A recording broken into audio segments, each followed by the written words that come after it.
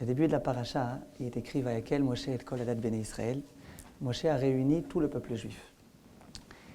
Et il leur a donné l'ordre d'une part du Shabbat, d'autre part de la confection du Mishkan. Le Midrash s'interroge et il dit la seule paracha depuis le début de Bereshit jusqu'à la fin de Dvarim, où la paracha commence par le terme Vayakel, voilà que Moshe a rassemblé, c'est cette paracha-là, la paracha de Vayakel. Dit le Midrash comment ça se fait. Pourtant on a déjà vu des fois où on parle de rassembler. Korach par exemple, on dit qu'il a rassemblé son assemblée. Mais jamais la paracha commence par Vayakel. Si la paracha commence par Vayakel, c'est qu'il y a un message important qui doit être donné. C'est lequel? Il dit Amar HaKadosh Baruch Hu, Aseh lecha keilot gdolot, vedrosh lifnehem barabim alachot Shabbat, kedei sheilmedu mimcha dorot habayim. HaKadosh Baruch Hu a dit à Moshe Rabbeinu, écoute, ce rassemblement-là, il est super important. Il faut que tu réunisses tout le peuple juif et que tu leur enseignes les lois de Shabbat quand ils sont tous réunis, tous rassemblés. Pourquoi? Afin que les autres générations apprennent de toi et qu'eux aussi, à leur tour, jusqu'au jour d'aujourd'hui, dans tous les Bate Knesiot et Bate Midrashot, le jour de Shabbat, on se réunit et on écoute les drashot des Rabbanim, on étudie les halachot Shabbat ensemble. Après, il dit Velikaes Bate Midrashot, l'Elamed ou l'Eorot l'Israël d'Ivre Torah, Issour Ve'eter. Il dit c'est bien les Bate Knesiot qu'on enseigne les halachot qu'on est en train d'étudier là, du four à micro-ondes, Issour Ve'eter. Après, il dit Kedei sheyeh shemi hagedol mitkales ben banai. Il dit quand on fait cela, mon nom est loué et grandi chez mes enfants, aux yeux de mes enfants. Après, il dit Hashem aleh alechem kelu imlachtem oti baolam. Et quand on fait ça, quand on réunit des grandes assemblées, qu'on étudie les halachot ensemble, Hashem il considère comme si vraiment on avait proclamé sa royauté. C'est ce qui est écrit ici dans le Midrash. Donc c'est pour ça que la paracha, quand elle parle du Shabbat, elle commence par Vayakel Moshe, pour bien montrer que ce rassemblement-là, c'était un rassemblement nécessaire. Et c'est pour ça, par exemple, que ce genre de rassemblement-là, on étudie la Torah tous ensemble, c'est un très grand Kiddush Shem Shamayim. Mlachtem oti, c'est Kiddush Mlachtem oti. Le Chafetz Chaim, il disait que l'une des choses qui rapproche la venue du Mashiach, c'est justement les cours qui se font et dans lesquels il y a du monde. Il dit s'il y a 10 personnes qui participent à un cours, il y a un minyan qui étudie ensemble, ça fait un très grand Kiddush Shem Shamayim, et ça avance, Bezrat Hashem, la venue du Mashiach. Donc voilà ce qui est écrit ici dans la paracha. Ce qu'il faut comprendre, c'est pourquoi, concernant le Shabbat, on a eu besoin de procéder à ce rassemblement. Pourquoi il n'y a pas écrit qu'au moment où Moshe Rabbeinu a donné l'ordre des Téphilines, il a réuni toute l'assemblée pour leur parler des lois des Téphilines, pour leur parler des lois de la Shrita. On voit ça nulle part ailleurs. Concernant le Shabbat précisément, on parle de ça. Dans le même ordre d'idée, il y a une Gemara dans la Masechet Shabbat Daf Yud qui dit que Hachem s'adressait à Moshe Rabbeinu et il lui a dit écoute Moshe Rabbeinu, j'ai un super cadeau que j'ai envie d'offrir au peuple juif. Ce cadeau, il se trouve vraiment là où j'ai mes trésors, Bebed Ginzai, là où j'ai vraiment toutes mes choses précieuses. Il dit va voir le peuple juif et dis-leur que j'ai un beau cadeau à leur donner. Et de là, la Gemara va apprendre que lorsqu'on va offrir un cadeau à quelqu'un, c'est bien de lui faire savoir la valeur du cadeau. Ça veut dire qu'on peut enlever le prix si on veut. Mais si c'est quelque chose qui vaut vraiment 5000 shekels et que l'autre il pense que c'est un truc à 10 francs, 10 shekels, qu'on lui dise écoute, j'ai investi beaucoup parce que je t'aime et j'avais envie de te faire plaisir, etc. Donc, d'où on l'apprend de Hachem. Hachem, au moment où il va donner le Shabbat au Bnei Israël, il va leur dire la date qui ani Hachem et Kadishrem. Il faut que vous sachiez que moi, Hachem, je vous offre ce cadeau. Là, on voit que quand on offre un cadeau à quelqu'un, il faut que l'autre sache que ce n'est pas par hasard qu'on lui a offert ce cadeau. Ce n'est pas parce qu'on n'avait plus envie de cette chose-là qu'on voulait s'en débarrasser, mais c'est parce qu'on a envie de l'honorer. Et à nouveau, la question qui se pose, pourquoi concernant le Shabbat uniquement, il y a ce point précis qui a été enseigné? Si on continue un petit peu à réfléchir, il va y avoir une autre question qui va se poser. Le Rav Isaac Sher pose la question. Il dit, on sait que Shammai, il y avait une machloquette un peu entre Hillel et Shammai. Shammai, on dit que tous les jours, il mangeait les chvot Shabbat. Pourquoi? Shabbat allait au marché, Shammai allait au marché. Shammai Azaken. Et voyez un beau morceau de viande. Il se disait un tellement beau morceau de viande, on va le garder pour Shabbat.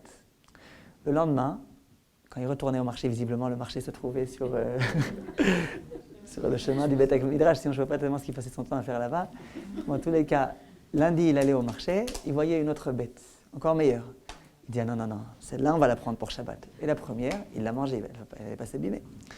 Troisième jour, quatrième jour, jusqu'au jour au vendredi, il trouvait une bête encore plus belle, et donc il décidait de la réserver pour Shabbat. Et donc du coup, tous les jours, il mangeait Erevot Shabbat. Il mangeait d'une chose qui avait été prévue pour Shabbat. Dit la Mechilta, ce n'est pas uniquement concernant la nourriture. Si un jour, Shammai, dimanche, allait et qu'il voyait un beau chapeau, il disait, ce beau chapeau, Erevot Shabbat. Et puis lundi, il voyait un plus beau chapeau, ça veut dire qu'il pouvait devenir fou, Shammai.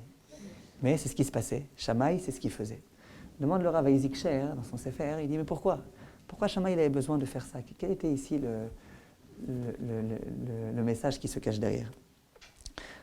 En dehors de ça, il pose une question très forte. J'imagine que vous ne vous l'êtes jamais posée.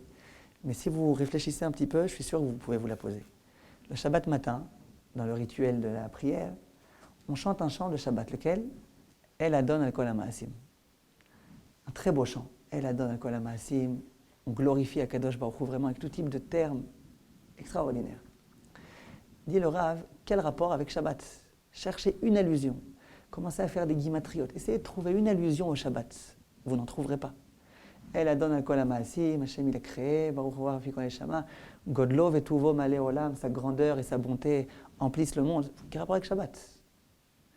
Dans le même ordre d'idée, c'est quoi le chant de Shabbat? Si je vous pose la question, c'est quoi le chant de Shabbat? Mizmor Shir Leyom HaShabbat. C'est quoi le Mizmor Shir Leyom HaShabbat? Tov Leodot Lashem, Ulzamer Leshimcha Elyon, Leagid Baboker Chazdecha. Quel rapport avec Shabbat? On ne mentionne pas du tout le mot de Shabbat, à part que c'est Mizmor Shir Leyom HaShabbat. Heureusement que tu m'as prévenu, sinon j'aurais vraiment pas su. C'est quel rapport avec Shabbat? Voilà les questions que pose le Rav Isaac Shor. Il pose encore une autre question. Je ne sais pas si on aura le temps d'arriver à cette réponse. En tout cas, pour l'instant, venez, on reste avec ces questions-là. C'est des bonnes questions ou pas? Des bonnes questions. Alors, il dit qu'il faut comprendre c'est quoi le Shabbat. Qu'est-ce que le Shabbat? Le Shabbat, c'est quelque chose qui est tellement banal à nos yeux, parce qu'on est habitué au Shabbat. Or que le Shabbat, c'est le jour le plus sacré de l'année. Contrairement à ce qu'on pense que Kippour, c'est le jour le plus sacré, Shabbat, c'est plus sacré que Kippour. Qu'est-ce que ça symbolise pour nous, Shabbat? On va essayer de parler un petit peu aujourd'hui du Shabbat. J'espère que grâce à ça, nos Shabbatot, ils seront plus pleins de sens, Bezrat Hashem. Peut-être la semaine prochaine, on continuera un petit peu à parler du Shabbat si on n'a pas le temps aujourd'hui de tout finir. Qu'est-ce que le Shabbat? Il y a un midrash vraiment fabuleux que rapporte le Rav Isaac Sher dans son Sefer et qui va pouvoir un petit peu nous éclairer la voie. Écrit dans le midrash au tout début de Bereshit, le midrash Tanchuma, le deuxième midrash Tanchuma, le Bereshit. Il dit, je vous lis dans les mots, Demechayvin bet Israël, les minar beyoma de Shabbata. Les Bnei Israël ont l'obligation de se reposer le jour de Shabbat. Dekad bari Akadosh Baruch Hu le'alme, parce qu'au moment où Akadosh Baruch Hu a créé le monde, barié beshita yomin, venar beyoma de Shabbata. Hachem a créé le monde en 6 jours, et au 7e jour, il a cessé de travailler, il s'est arrêté. Barché vekitche. Donc Hachem a béni en quelque sorte le monde qu'il a créé et il l'a sanctifié. Keman, et là c'est les mots importants. Keman de bana beta, comme un homme qui a construit une maison, quelqu'un qui vraiment s'est fatigué à construire une super belle maison. Vegamar le avite, il finit son travail, donc il a vraiment fini toutes les finitions, tout est complètement fini, la maison est vraiment super belle. Ve'avid yomatava, et il organise un Yom Tov, il organise un petit repas, il invite ses amis, ce qu'on appelle au jour d'aujourd'hui une Chanoukat Habayit.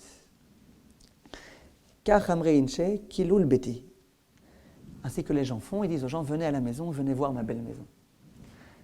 Dit le Midrash, lorsque Akadosh Baruch Hu a créé le monde en 6 jours, qu'à la fin il a vu un monde qui était malgré tout, on peut l'avouer, tellement beau, tellement parfait, à ce moment-là, Hachem a voulu faire une Chanoukat Habayit. Il a voulu dire aux gens, venez voir le beau monde que j'ai créé. Qu'est-ce que le jour de Shabbat? Qu'est-ce que la Séouda de Shabbat? Qu'est-ce que l'atmosphère de Shabbat? C'est une Chanoukat Habayit. On vient visiter le monde d'Akadosh Baruch Hu, on vient voir combien ce monde est fabuleux, combien ce monde est extraordinaire. Voilà ce que le Midrash nous dit. Donc le sens du Shabbat, c'est une invitation qu'on reçoit de la part d'Akadosh Baruch Hu, vous êtes invités à venir voir le monde que j'ai créé. Point important, et vraiment un beau point. Qui est-ce qui a été invité à cette Hanoukat Habayit? Il y a 70 nations dans le monde tout entier. Akadosh Baruch Hu, il aurait pu inviter les autres nations du monde. Qui est-ce qu'il a invité? Qui est-ce qui a eu ce privilège-là, cette exclusivité? C'est le peuple juif. Il n'y a que le peuple juif qui a été invité. Ce jour de Shabbat, ce jour où Hachem nous dit « Venez vous réjouir avec moi. Regardez, j'ai créé un beau monde. » C'est uniquement les juifs qui ont été invités. Il est écrit par exemple dans la Gemara « Goy chez Shabbat, chayav mita ». Un non-juif qui honore le Shabbat, qui observe le Shabbat, il est passible de la peine de mort. Pourquoi? Qu'est-ce qu'il a fait? Il a voulu bien faire. Réponse non. Quelqu'un qui n'est pas invité au repas du roi et qui se présente est passible de la peine de mort. Ainsi que Esther a dit à Mordechai, « Je n'ai pas été invité par le roi. Si jamais j'ose me présenter au roi alors qu'il ne m'a pas invité, il va me tuer. Achat datole amit, il va me tuer. » Donc, pourquoi on considère qu'un non-juif qui observe le Shabbat est passible de la peine de mort? Ce n'est pas que c'est grave ce qu'il a fait, c'est que tu n'as pas été invité. Pourquoi tu viens? Il y a ici une réunion intime entre le peuple juif et Hachem. Tu n'es pas invité, qu'est-ce que tu fais ici? Ne t'incruste pas. Voilà le sens du Shabbat.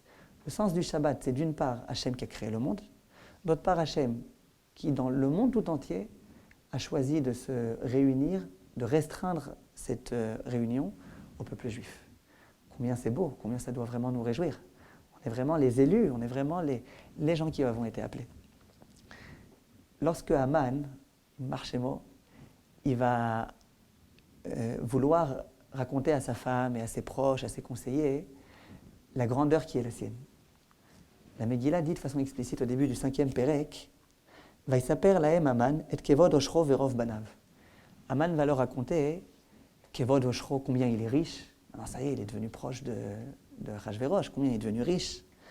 Verov banav, et combien il a d'enfants. Combien il en avait Haman des enfants? Nous on en connaît 10, les 10 qui ont été pendus. Dans la Gemara, il y a une opinion qui dit qu'il en avait 30. Il y a une opinion qui dit qu'il en avait 208. Comme la Gimatria de Verov. Verov, Vav, Resh, Bet, c'est 208. Alors question, pourquoi on n'a pas écrit 208 dans la Megillah? Pour pas que le Shaliach Tzibour s'étouffe. Vous savez qu'il doit les réciter tous, sans respirer entre les deux. Donc s'il y en avait 208, déjà les 10, la Pashanata d'Arfan al-Pata, c'est pas facile, mais alors si en plus il y en avait 208. Bon, en tous les cas, donc, il avait beaucoup d'enfants, donc il raconte à Et Kevod Oshro, Verov Banav, Ve'et Kol Asher Gidelo Amelech. Il raconte à ses fils combien il a d'enfants? Non, il raconte là-bas écrit qu'il est rentré à ses conseillers et à sa femme. Ouais, là-bas il est en train de leur dire, je sais que je suis le plus beau gosse, mais tant que je vois Mordechai qui ne se prosterne pas, ça m'énerve. Donc quand il veut mettre l'accent sur toute la réussite qui est la sienne, il leur raconte, regardez, c'est vrai que je suis très riche, et c'est vrai que j'ai beaucoup d'enfants. Après il continue et il dit, Ve'et Kol Asher Gidelo Amelech, Ve'et Asher Niseo Alasarim Ve'avde Amelech. Et Hachem et Achashverosh, il m'a nommé vraiment le conseiller le plus grand de tous. Après, il continue et il dit Vayomer Haman, Af lo evia Esther Amalka im Amelech el amishte asher asata, ki imoti, vegam lemachar ani karula. Il dit, et d'ailleurs, lorsque demain il va y avoir le festin exclusif entre le roi et la reine, entre Achashverosh et Esther, qui est-ce qui est invité? C'est moi. Regardez comment je suis grand.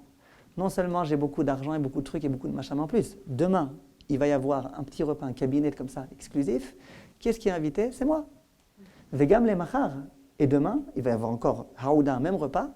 Moi aussi, je suis invité. Pourquoi il a besoin de dire et demain aussi? Parce qu'ils vont lui dire, d'accord, aujourd'hui ils t'ont choisi à toi, demain ils choisiront quelqu'un d'autre. Non, aujourd'hui ils m'ont choisi à moi, et demain ils m'ont choisi à moi. Tu vois combien je suis important? Donc, Haman, au-delà de la richesse qui était la sienne, au-delà de toutes les autres réussites, au-delà du fait que c'était lui le plus grand et le vice-roi quasiment, en dehors de cela, comment il a été capable d'estimer sa réussite du fait qu'il avait le droit d'assister au repas exclusif avec le roi? C'est exactement ce que nous on doit ressentir. Le peuple juif, est-ce qu'on est forcément les plus grands? Non. Les plus riches? Non. Mais par contre, on est invité au repas d'Hachem. Hachem fait un repas, il a envie de se réjouir. Qui est-ce qu'il invite? Le peuple juif. Et demain aussi le peuple juif. Enfin, dans une semaine, Shabbat d'après. Et Shabbat encore après, à nouveau le peuple juif. Ça prouve combien Hachem est attaché à nous. Et c'est vraiment ça notre grandeur. Ça veut dire si on veut juger notre grandeur, elle ne se calcule pas en zéro en compte en banque. Notre grandeur, elle ne se calcule pas forcément dans toutes les autres réussites. La grandeur du peuple juif, c'est qu'on est proche d'Akadosh Baruch Hu, que lorsqu'Hachem veut se délecter, il nous invite à nous et partage son repas avec nous. Lorsqu'on est invité, le jour de Shabbat, à cette Chanoukat Habayit. Alors évidemment, dans la Chanoukat Habayit, on mange un petit quelque chose, évidemment. On n'est pas venu pour ne pas manger. On mange un petit kiboutz. D'accord. Maintenant, qu'est-ce qu'on fait en dehors de ça? En général, dans la Chanoukat Habayit, le Baal Habayit qui vient lui-même de construire sa maison, il vient, il dit, regardez, je vais vous montrer ma maison. Je vous présente cette pièce. Vous voyez, j'ai mis ici un beau lustre.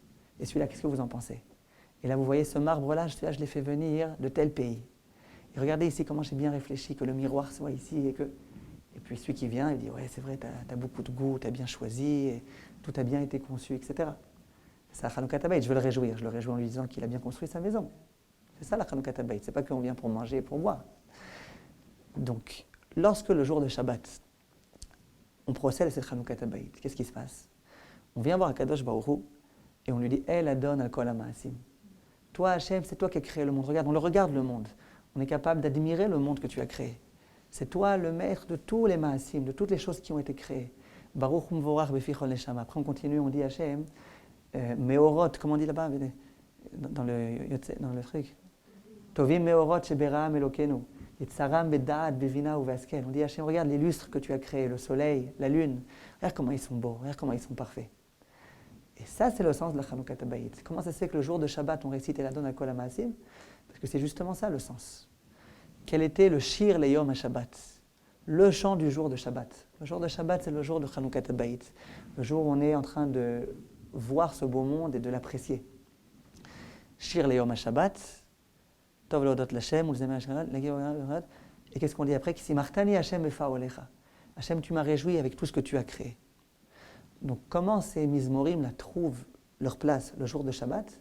Si on comprend bien que le jour de Shabbat, c'est le jour durant lequel on retrouve Hachem, et on se trouve vraiment dans une ambiance restreinte, dans une ambiance intime, à ce moment-là, on vient, on est joyeux d'être là parce qu'on est les seuls, c'est nous qui avons été invités, et à ce moment-là, on contemple le monde et on remercie Hachem d'avoir créé un monde tellement beau, tellement extraordinaire.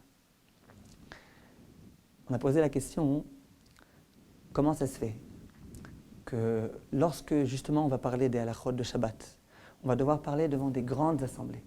Pourquoi tout le sujet du Shabbat, ça doit être fait devant des grandes assemblées? Mais c'est justement ça. Lorsque le roi procède à la Chanoukat Habayit, lorsque le roi vient de construire son palais et qu'il a envie d'organiser une fête, qu'est-ce qu'il va le faire? Il ne va pas publier tout ça, il va mettre des grandes annonces partout, dans tous les médias, dans les journaux, dans toutes les rues. Regardez, quand il y a une Achnasat Sefer Torah, partout on le voit.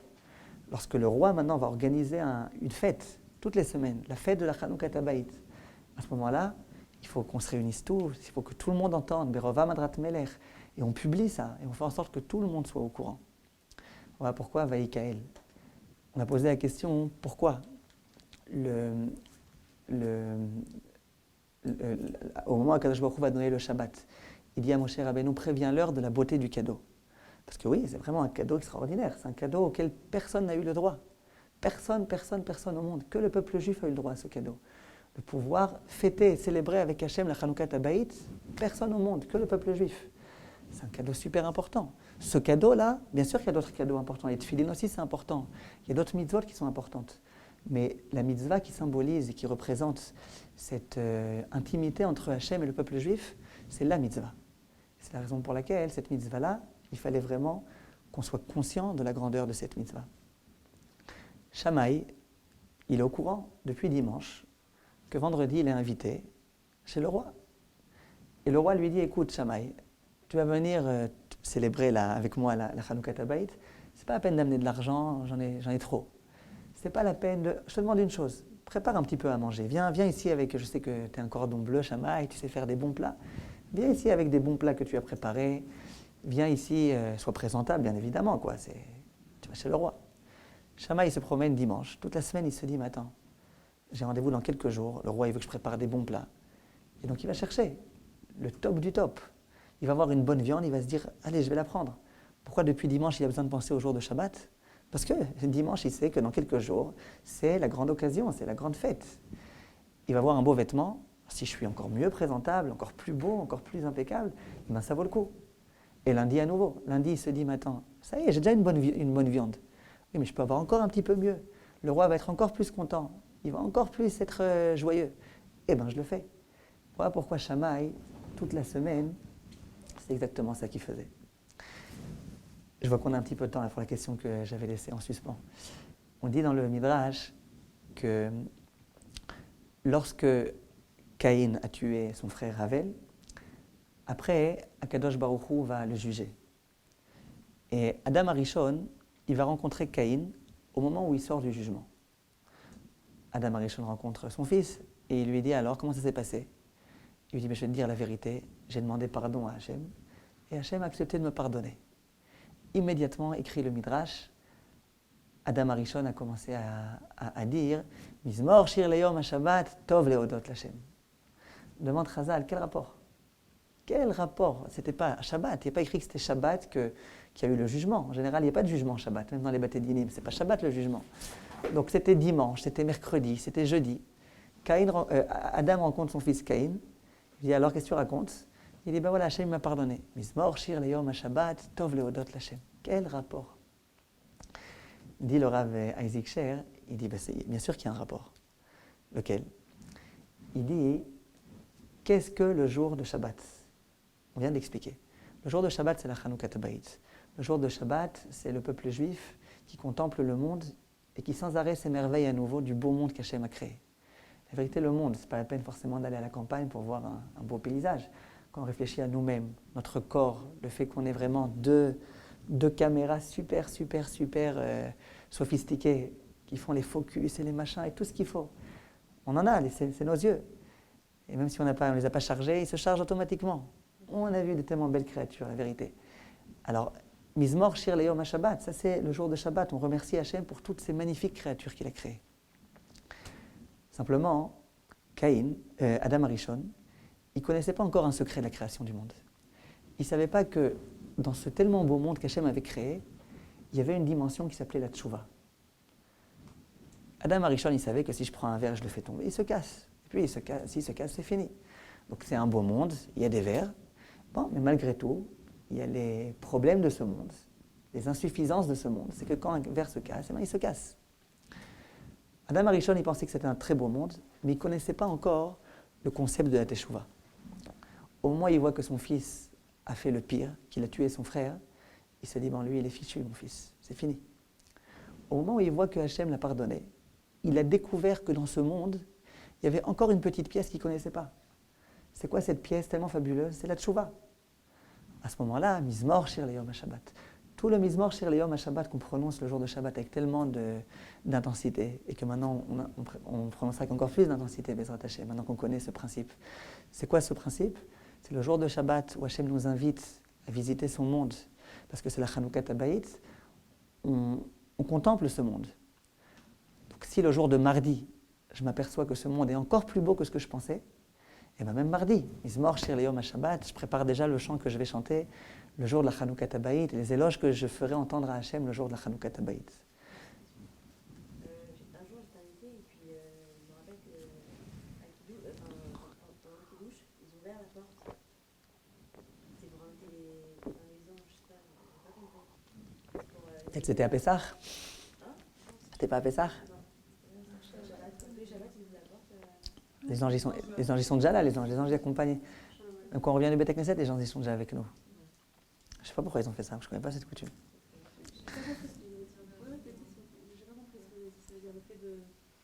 Pourquoi il a chanté les anges chez Shabbat? Parce qu'il a vu qu'il y avait encore dans cette création. Voilà, jusqu'à présent il ne connaissait pas. C'était encore plus beau en fait, c'est ça? Voilà, jusqu'à présent il connaissait un monde dans lequel il y avait malgré tout un problème, parce que quand on faute, c'est fini.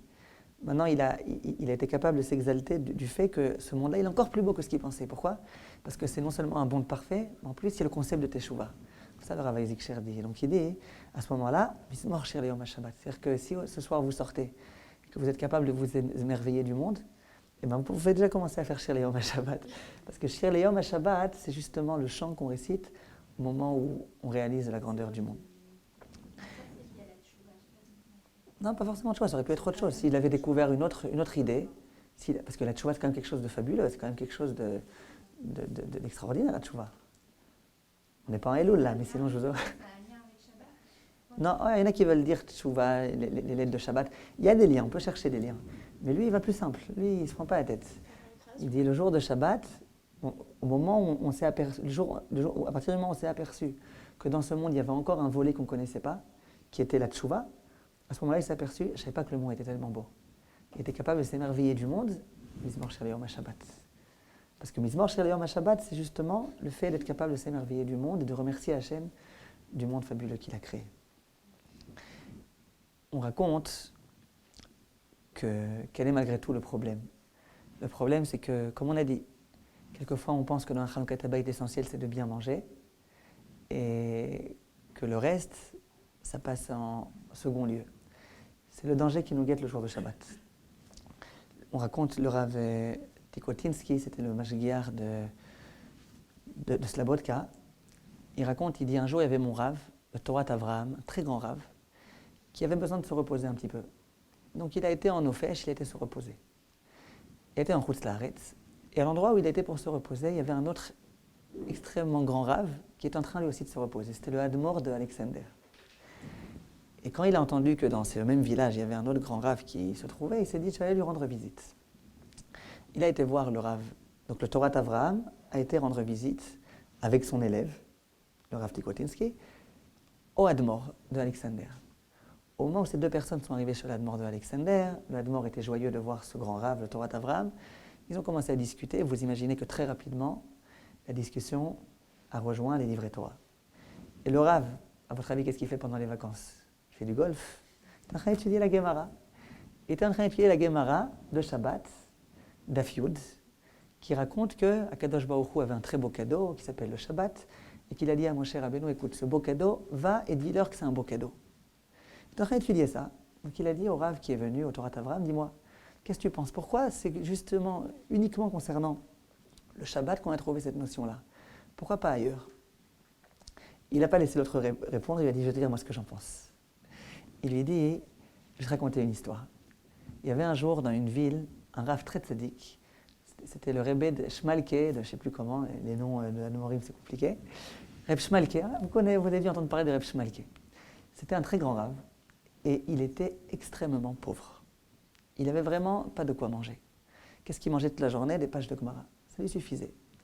Sa femme, qu'est-ce qu'elle mangeait? Je ne sais pas. Peut-être ses pages de Gemara à lui. Un jour, il y a un pauvre qui est venu lui rendre visite et qui lui a dit, écoutez Rav, je suis en train littéralement de mourir de faim. S'il vous plaît, vous pouvez m'aider? Alors le Rav lui dit, je te promets, c'est pas que j'ai pas, c'est que j'ai pas. Les gens ils disent souvent qu'ils n'ont pas, mais j'ai vraiment pas. Il lui dit, regarde, on n'a pas de quoi manger, viens, je t'ouvre le réfrigérateur, il n'y a même pas d'électricité pour alimenter le réfrigérateur, de quoi tu parles? Il n'y a pas. L'autre lui dit, mais Rav, je suis en train de mourir. Il dit, j'aimerais tellement t'aider, tu vois bien, je ne peux pas. L'autre il dit, après le Rav, il lui dit, mais écoute, j'ai quand même une solution pour toi. Regarde, j'ai un manteau dans le vestiaire, c'est un manteau, bon, tu vois, il est troué, il est vieux, il est machin. Il dit, moi, j'en ai pas besoin pour l'instant. Pour l'instant, on est en été. Dans quelques mois, j'en aurai besoin. Pour l'instant, j'en ai pas besoin. Regarde, toi, tu as besoin maintenant urgemment de manger, tu as faim, tu meurs de faim. Alors, va prendre mon manteau, tu vas le vendre au marché. Tu vas le vendre pour quelques shkalim, et puis il te fait pas arnaquer juste. Et puis avec cet argent-là, tu pourras t'acheter un petit peu de pain, puis je sais pas, peut-être tu auras de quoi manger pendant 1 semaine, 2 semaines.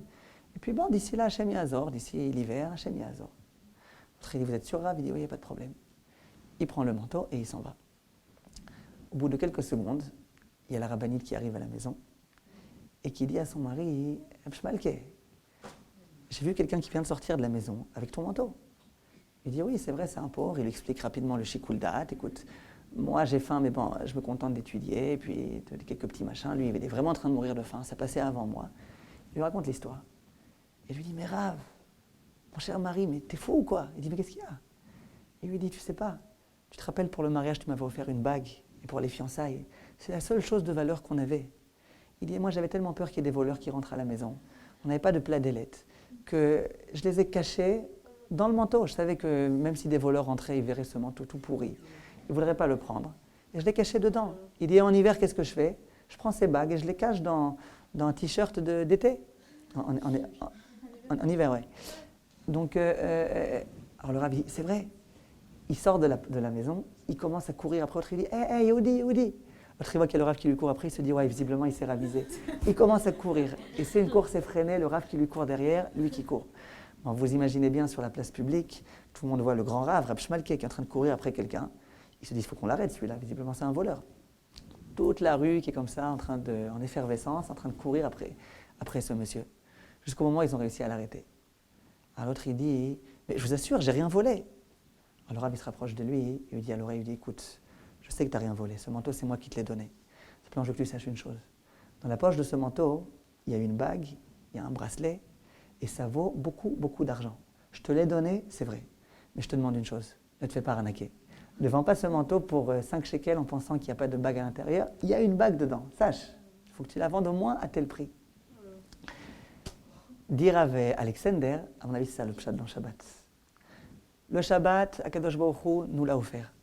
Mais il aurait pu nous l'offrir sans nous faire prendre conscience que le Shabbat, ce n'est pas que ce petit manteau bidon, que dedans il y a des bagues, que dedans il y a des choses qui valent cher. Dit le Rav d'Alexander, lorsque Hachem vient voir Moshe et qui lui dit, je te demande, va dire au Bnei Israël que le Shabbat, c'est vraiment un jour de valeur, c'est un cadeau extraordinaire, c'est un cadeau qui sort directement de mon Bet Gnazai. Comment on dit Bet Gnazai?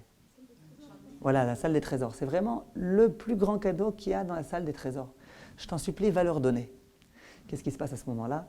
Il est en train de leur dire, va dire aux Juifs qu'ils ne soient pas prêts à vendre leur Shabbat pour un examen à l'université. Qu'ils ne soient pas prêts à vendre leur Shabbat pour un peu d'argent qu'ils ont peur de perdre s'ils ferment leur magasin le jour de Shabbat. Non, le Shabbat c'est important. Et qu'ils ne vendent pas leur Shabbat non plus pour un morceau de Kugel. Le Shabbat c'est beaucoup plus important que du Kugel. Alors bien sûr on mange, Chanukah Tabaït, on se réjouit avec Hachem, c'est sûr. Simplement, ça ne doit pas s'arrêter là. Le jour de Shabbat c'est beaucoup, beaucoup, beaucoup plus précieux. Pour vous donner un exemple. Je sais que si je vous donne cet exemple, vous allez me demander de venir chez Mme Journaux tous les Shabbatot. Vous êtes prête, Mme Journaux? Le Ben Ishra, il dit que une minute d'étude le jour de Shabbat, une minute d'étude le jour de Shabbat, ça vaut 1000 minutes d'étude en semaine. Si vous faites le calcul, ça veut dire qu'en une minute d'étude le jour de Shabbat, c'est comme 16h45 d'études en semaine. Vous imaginez? Si, Ben Ishraï. J'ai étudié 16h45. La vérité, vous devez tirer votre chapeau. 16h45 d'affilée, je ne suis même pas interrompu une fois. 16h45. Dis Razal, tu étudies une minute le jour de Shabbat sans t'interrompre. C'est comme si tu avais étudié 16h40 ou 45, j'en peux plus du calcul. Vous imaginez un petit peu? Comment c'est possible? Le Sfat Emet, il dit, quel est le problème des gens qui étudient la Torah? C'est qu'on étudie et on oublie. C'est vrai, c'est comme ça qu'Hachem a créé le monde, on étudie et on oublie, on doit réviser et on réoublie et on révise. Dit le Sfat Emet, l'étude qu'on étudie le jour de Shabbat, l'oubli n'a pas d'emprise sur cette étude-là. On voit que Shabbat c'est une autre dimension et on reparlera B'ezrat Hashem encore du jour de Shabbat, mais le jour de Shabbat, c'est pas un petit jour ordinaire, c'est pas un petit cadeau, c'est un grand cadeau. Et l'homme il doit être capable de s'en apercevoir. Le jour de Shabbat, on chante le chant Me'en Olam Haba. Vous connaissez ce chant? Me'en Olam Haba. On dit du Shabbat, c'est un presque Olam Haba, c'est un semblant de Olam Haba. Quel rapport entre Shabbat et le Olam Haba? On a vu que Shabbat c'était Chanukah Tabaït, Shabbat c'était la Donne, Shabbat. Maintenant, une nouvelle idée, Olam Haba, quel rapport? En fait, en un mot, le Messiat Yesharim explique que le Olam Haba, le Messiat Yesharim explique que Hachem a créé l'homme dans ce monde-ci. Là, je vous dis un cours de 3 heures en 1 minute. Hachem a créé l'homme dans ce monde-ci pour qu'il puisse être mitaneg beziv ashrina. Ça veut dire, les choses doivent être claires, Hachem a créé le monde pour nous. Pas pour lui, mais pour nous. En tous les cas, c'est la thèse du Messiat Yesharim. Hachem a créé le monde pour nous. Et il voulait qu'on puisse, grossièrement, j'allais dire, kiffer. Mitaneg. Qu'on puisse kiffer en étant proche d'Akadosh Baruch Hu. Dit le Messiat Yesharim, c'est où l'endroit où on va pouvoir vraiment kiffer avec Akadosh Baruch Hu, en symbiose, vraiment, en étant proche l'un de l'autre, c'est où? C'est dans le Olam Haba. Pour pouvoir accéder au Olam Haba, on a besoin de travailler difficilement, d'être au D'Hachem comme il faut dans ce monde-ci. Mais le but, ce n'est pas ce monde-ci, le but, c'est le Olam Haba. Et le but, ce n'est pas que le Olam Haba, c'est dans le Olam Haba, pouvoir être en relation très proche avec Akadosh Baruch Hu. C'est ça le but de la... Donc c'est quoi le Olam Haba en un mot? Le Olam Haba, c'est l'Eitaneg al Hashem. Vous êtes d'accord avec moi? Mitaneg Miziv Ashkina, alors. Non, non, non, non. L'homme a été créé pour être Mitaneg Miziv Ashrina. Pour être... Non, non, non, non, non, non. Pour être Mitaneg Miziv Ashrina, le vrai endroit où pour être Mitaneg Miziv Ashrina, ça sera en haut. En haut, ça veut dire dans le Olam Haba.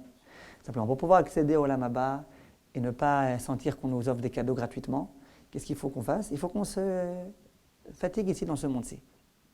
D'accord? C'est clair ou pas? Dans ce monde-ci, on kiffe pas. Alors une seconde. Vient le kiddush du matin, vient le kiddush du Shabbat matin, et on dit Im tashimi Shabbat raglecha, asad chafatzecha b'yom kodshi v'karata ala Shabbat oneg. Après on dit As titaneg al Hashem v'irkavticha al bamot haaretz. Si tu honores le Shabbat, As titaneg al Hashem. Là tu pourras être mitaneg al Hashem. Ça veut dire que le monde du Shabbat, c'est un monde dans lequel, même dans ce monde-ci, on peut déjà être mitaneg al Hashem. C'est pour ça qu'on dit que le Shabbat, c'est Me'en Olam Haba. Le Olam Haba, c'est quoi le vrai Olam Haba? Le vrai Olam Haba, c'est être vraiment collé à Hachem, être en relation exclusive avec Hachem. Or, le jour du Shabbat, si on observe bien le Shabbat comme il faut, eh ben, on est mitaneg al Hachem. Donc, on procède du Me'en Olam Haba. Donc, on voit ici que le jour du Shabbat, quand c'est bien vécu, quand on ne se contente pas simplement de penser que le Shabbat, c'est juste la nourriture et la vaisselle, etc. Quand on sait que le Shabbat, c'est un jour qui nous dépasse. On peut faire des cours pendant des semaines entières sur le sujet du Shabbat, on ne pourra encore jamais comprendre la véritable grandeur du Shabbat. Mais si on accepte déjà cette idée-là, que le jour du Shabbat, c'est un grand jour, et que quand on le vit en se rendant compte du srout qu'on a. Dans le monde tout entier, les milliards d'individus qu'il n'y a que nous qui avons été invités à cette Hanoukat Habayit. Quand Hachem il veut kiffer, il nous invite qu'à nous. Quand on essaye de se rendre compte de tout cela, à ce moment-là, on peut déjà au fur et à mesure, Hachem Yahazor, jusqu'à 120 ans, on a encore beaucoup de temps, pour qu'on arrive à accéder à cette dimension-là, de vivre notre Shabbat comme il faut. Et plus on vivra notre Shabbat comme il faudra, plus on arrivera à ressentir un petit peu le Me'en Olam Haba, comme les vrais tzadikim ont réussi à le ressentir. Le sabbat de Kelem, par exemple, dit Rabbi Eliyahu Loupian, le jour de Shabbat, son visage était particulièrement rayonnant. Pourtant, il était proche de lui tous les jours, il le côtoyait. Et Rabbi Eliyahu Loupian, ce n'était pas un allumé. Il dit, le sabbat de Kelem, qui était un homme souffrant, qui était un homme faible pendant une longue période de sa vie, qui était anémié, le jour de Shabbat, on ne voyait rien sur son visage. Aucune maladie, aucune souffrance, j'allais dire aucune ride. C'était un autre homme. Il y a des personnes qui étaient capables de vivre le jour de Shabbat comme il faut. Plus on comprend déjà que le jour du Shabbat, c'est un grand jour, même si on ne sait pas encore comment ça se traduit, même si on a du mal à ressentir, au moins déjà qu'on sache, bientôt dans quelques jours il va y avoir Shabbat, qu'on sache c'est le plus grand jour de l'année. Ce n'est pas un passage obligatoire, c'est un srout. On a le srout d'être invité par Hachem et il faut qu'on s'y prépare. Quand on s'y prépare dans cet état d'esprit-là, on a des chances, Bezrat Hachem, de beaucoup mieux vivre notre Shabbat. Voilà, je vous remercie de votre attention.